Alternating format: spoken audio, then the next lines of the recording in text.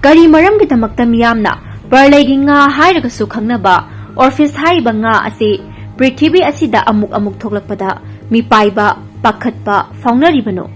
Sahi asida Malem Prithibida cyber war amadi religion amasung nationalism gi mingda achouba lanjau ama thokkani haiduna malemgi khanghaireba predictioner singna hairamlibo wafam asi kadai fau oithokpa yabage. Gadha hairiba sa makhal asi Pakistan da pakshana loiduna China da yonsiliba kari marangino asigumlaba interesting oiba topic asi lokhatuna nainasi amadi khangminnasi. Ngasi aigi video asida soikhiba lankhiba yawrabasu ngakpiyu haina haijari. Parlaygi nga hairagasu khangnaba Oarfish hariba nga makhal asi samudargi aruba irol nungda leiba miyamna akiba mipaiba faunariba nga makhal amani. Hariba nga makhal asi samudargi meter lising ama hena luba mafamda leiba nga ni hairi. Masi handakta amuk hana thoklakpa asida malemgi miyam marakta pakhatpa mipaiba faunakre. Masigi maramde Malem Prithibhi asi haujek science and technology na asuki matik saukhatlabasu malemgi haukiba puwari singda thokkiba thodok wathok khudong thiba kaya amagi khudam changdam sing ngasisu malemgi miyamna adumak thajanaduna lakli. Haibadi samudargi aruba irol nungda leiba yamna tangna thoklakpa parlaygi nga Oarfish asina hek thoklakkiba matamda achouba awaba khudong thiba thohaningdaba thodok misimina natural disaster earthquake natraga tsunami gumba sathiba thodok asi thoki haiduna malemgi miyamna adumak thajanaduna lakli amade masimak achumba wafam oiragasu lakli hairi. Oarfish hariba nga asi karigumma matamda doomsday fish haina nickname supine. Masi tasengna scientific maming amadi natte traditional belief da kaungnaba nickname amani. Nga makhal asina Prithibhi asida hek thoklakpa asi Malem Prithibhi asida asoba earthquake natraga tsunami gumba sathiba disaster ama thoklakadaure haibagi mangjaununa signal piribani haina thajane. Miyoi lising kun hena sihankhiba ingsok lising aniga tara mathoida Japan da thokhiba tamthiraba earthquake amadi tsunami gi thodokki matungda Japanese ki miyoi kyana ingsok lising aniga supna mapan amadi ingsok lising aniga tara adwaida samudra khongban singda chaurakna Oarfish kuntra rom thengnaki haiba ningsingki.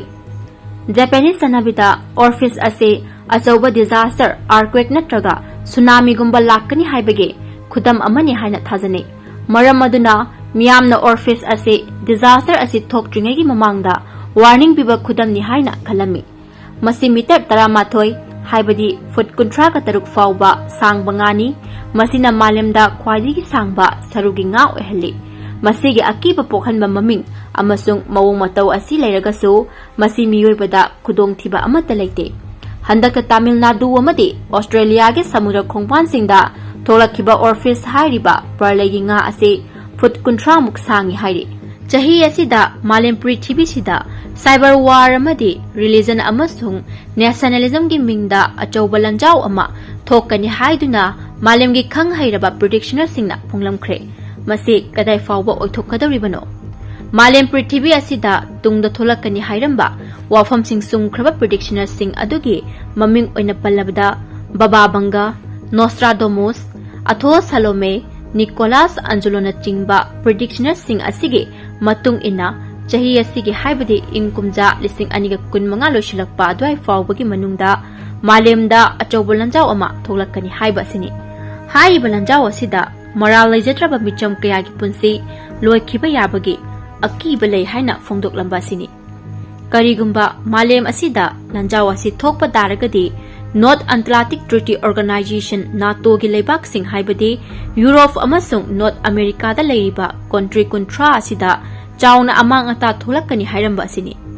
Karigumba lanjau asida sakti leiraba leibak sing asina chap manana lan ase lepnaba hona hodaba taragadi Prithibhi gi ahum suba lanjau ama tholakpa yabagi akiba chauna leirakani haina phonglamkhi. Panba yabadi hairiba saknairiba predictioner sing Baba Banga, Nostradamus, Atho Salome, Nicholas Angelo sing asina tungda tholakani hairamba wafam sing chamada chumduna lakkiba maramna makhoi wafam sing asibu targa Malemgi leiriba miyamna hauzik khamthengna mipaiba amadi pakhatpa phaunarakhi. Masigi hiram asida ningsingba yabadi ing sok 2002 supna amada Al-Qaeda America gi mayokta satharakhiba 9/11 gi terrorist attack France ki captain Paris da ing sok 1958 August ki tang 38 da Princess Diana mahaki boyfriend ga car amada tongminari ngaida thokkiba tamthiraba car crash ki thokdokta sikiba tamthiraba COVID-19 gi laichat handakta Myanmar Thailand da sathiraba earthquake thokkiba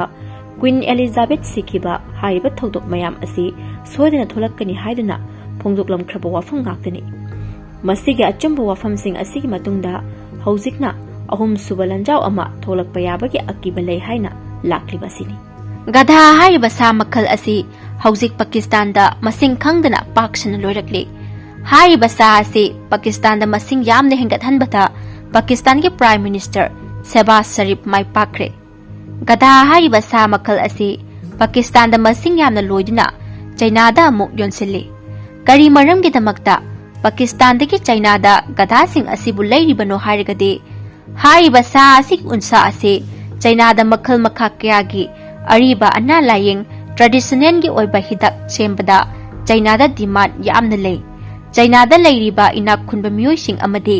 miyoi ayambana gadha gi sagun unsana semba hidak langthak sing yamna pamna leinei demand asuki matik lei